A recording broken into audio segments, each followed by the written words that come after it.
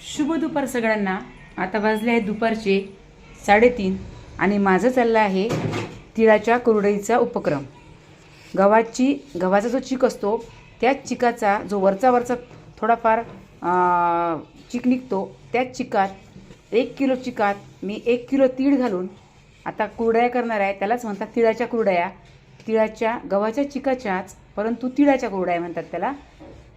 ते शिजवणं सुरू आहे आणि चीक चांगला हटावा लागतो, तेव्हा कुठं तो व्यवस्थित आपली कुरडई तुटत नाही आणि व्यवस्थित होऊन येते।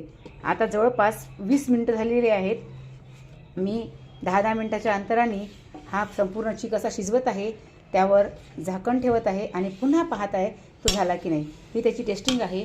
परत पुन्हा एकदा आपण हाताला थंड पाणी घ्यायचं आणि त्या चिकाला लावून बघायचा, हाताला चिपकला नाही म्हणजे हा चीक झालेला आहे। तरी मी एकदा याला दणून एकदा वाफ काढून घेणार आहे आणि त्यानंतर मात्र थोड्या वेळाने कुरडया घालणार आहे।